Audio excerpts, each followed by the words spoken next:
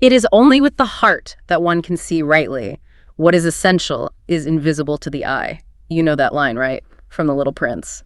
Instantly recognizable. Yeah. It's such a strange book in a way, for kids, but also incredibly deep for adults. Exactly. It has this amazing mix of like whimsy and real philosophical weight.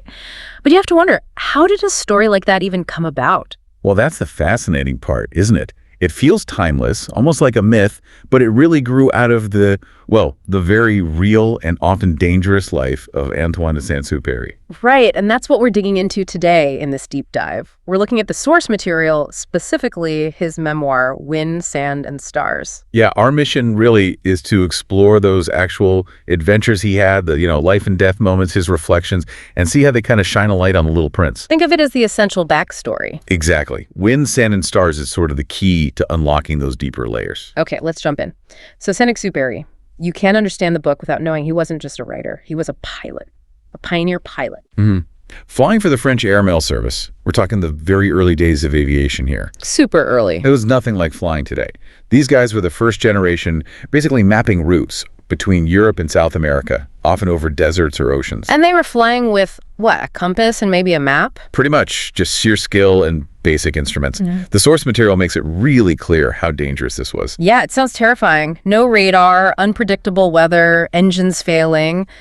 Every single flight was a huge risk. A massive risk. His friends, his colleagues, they were dying all the time, crashing in the Andes, disappearing over the Atlantic. It was brutal. But somehow that constant danger didn't seem to, shut him down. No, quite the opposite, it seems. It pushed him to think harder, deeper about what it all meant. Life, death, being human. Which leads us perfectly into this major event from his life, one that feels almost directly lifted for the Little Prince, the Sahara crash. Oh, absolutely. This wasn't symbolism. This really happened. He and his navigator crashed deep in the Libyan desert. They were trying to break a flight record. And the descriptions in Wind, Sand, and Stars are just harrowing, stranded miles from anywhere, dehydration kicking in. Severe dehydration, disorientation, even hallucinations. I mean, they were literally staring death in the face. Wandering for days, right? Something like 200 kilometers. Yeah, desperately looking for water. Until, almost unbelievably, they were found and rescued by an Arab nomad on a camel. Wow. It was this incredibly intense near-death experience. And it definitely left a huge mark on him. And it's pretty widely accepted that this is the direct inspiration for the setting in The Little Prince, right? The pilot crashing in that vast, empty desert. Definitely. That's where the pilot meets the Little Prince. That shared isolation, the vulnerability in that immense landscape. Yeah. It comes straight from his own ordeal. That experience really shaped his view of the Earth, didn't it? Its power, its indifference, but also its beauty. Yeah, and it highlights human fragility against that backdrop. So the desert setting is real. And then in The Little Prince, you get that line, what makes the desert beautiful is that somewhere it hides a well. And when you read Wind, Sand, and Stars, you see this well idea is something he thinks about a lot. It's not just water. It's more symbolic. Exactly. It represents those vital things in life that you can't see, the invisible things. Things like hope or pure emotion, a belief, maybe just a moment of inner peace. They're not tangible goals. But they're essential. Absolutely essential. They're what keep you going when everything else seems lost. He contrasts this with, the relentless chase for visible stuff, for money or status. Things society tells us are important. Right. He argues this well. This inner source, you can't buy it. It's the most valuable thing. And this ties into the original French title, too, Terre des Hommes.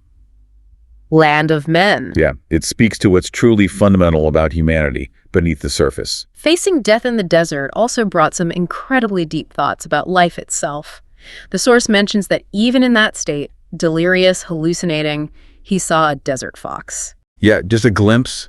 But you read that and you immediately think, The Fox and the Little Prince. exactly. Yeah? Could that fleeting encounter have somehow sparked the idea for that character?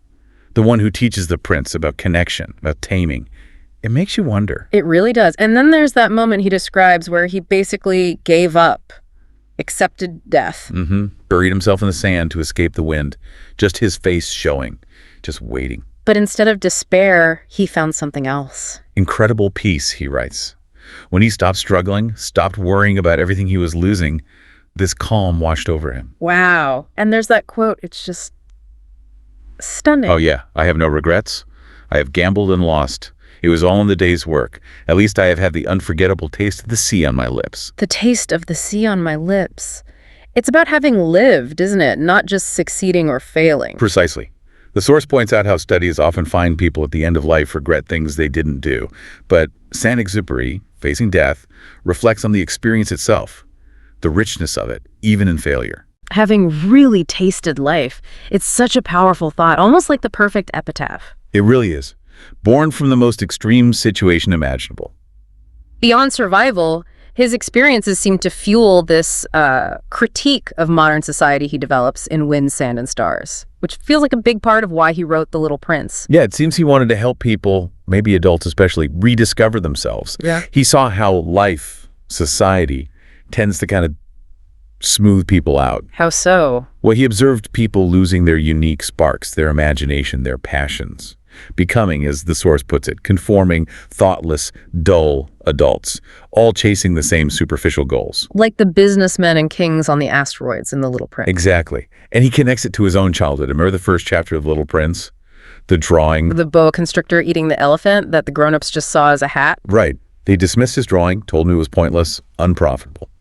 That feeling of being misunderstood, of having your unique vision crushed, clearly stuck with him. And he uses that analogy in Wind, Sand, and Stars, the gardener. Yeah, the gardener who cherishes one unique, beautiful rose, sees its special value.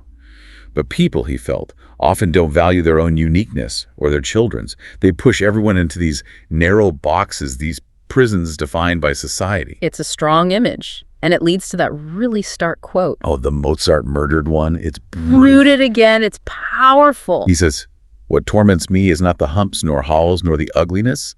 It is the sight, a little bit in all these men, of Mozart murdered." Mozart murdered. Just wow, the potential snuffed out, the unique song silenced by conformity. It captures his despair perfectly, doesn't it? The loss of human potential when society values practicality or conformity above all else. And thinking about that, the Little Prince's rose, the one he cares for so carefully back on his tiny planet. It takes on a whole new layer of meaning, right? Maybe it represents that fragile, unique part of the soul, that Mozart, that Saint-Exupéry felt needed protecting from the world. We saw one reader's take on Wind, Sand, and Stars. They said it started maybe a bit slow. Yeah, a bit dull at first, I think they said. But then it really grabbed them, especially the part about meeting an enslaved man named Bark, and definitely the desert scenes. They said it actually made them feel thirsty reading it. That shows you the power of his writing. It could be incredibly Yeah. visceral. And the source notes, it's not all struggle and philosophy. There's also this deep love for the desert, for the sheer beauty and poetic grandeur of flight. So it's a mix, sometimes reflective, sometimes almost romantic. Exactly. As romantic as poetry is how it's described sometimes. It's that blend that makes it so unique. So he wrote this book over 8 years, right? And during a tough time for him personally. Yeah, he wasn't flying the mail routes anymore, apparently exhausted and financially struggling. This book was a major undertaking. And how was it received? Did it make a difference? Oh, huge. When it came out in French as Terre des Hommes, it was a massive success. 9 months on the U.S. bestseller list. Wow. So it brought him recognition. Big time. Fame and fortune, the source says. It really cemented his place as a major French writer. That must have felt good after all the struggles. You'd think so. And it wasn't just popular success. Simone de Beauvoir, the philosopher, apparently called it the first book in ages that had rekindled her dreams. High praise. So Wind, Sand, and Stars, the English title, it really is seen as the direct lead-up to The Little Prince. Absolutely. The essential precursor. It lays all the groundwork. Reading about it, the experience sounds quite unique. The source described it as, let me see, something so lonely yet warm, so confused yet clear, so real yet dreamlike, all through words. That captures it well, I think. It reflects the man himself, the pilot facing harsh reality, the poet finding meaning in it. It's that tension that makes the book, and ultimately The Little Prince, so compelling. It really does give you that window into his soul, doesn't it? You see where these profound ideas in The Little Prince came from. Mm-hmm. The desert crash, not just a plot device, but real trauma and survival. The hitting, well, not just a nice phrase, but a deep reflection born from Kankai hardship. His facing death, finding peace, critiquing conformity. It all feeds into that seemingly simple children's story. Exactly. Wind, Sand, and Stars gives you the context, the raw experience, the philosophical journey behind the fable. It helps you understand why The Little Prince touches people so deeply. So thinking about Saint-Exupéry's journey through this source material, the survival, searching for that well, worrying about the Mozart murdered, how does hearing about these real experiences make you think about your own life? That idea of the essential being invisible. It definitely makes you reflect, doesn't it, on what you're really chasing. Are you focused only on the visible stuff, the things society values, or are you looking for that deeper well, that meaning and connection? Which brings us to a final thought, something for you to maybe ponder after listening. If what is essential is invisible to the eye, like Saint-Exupéry believed, where in your own life could you find your hidden well? Or maybe, how can you protect and nurture that unique Mozart within yourself, that spark you feared was so often lost? Something important to think about. Indeed. And with that, our deep dive into Wind, Sand, and Stars and its connection to The Little Prince is complete.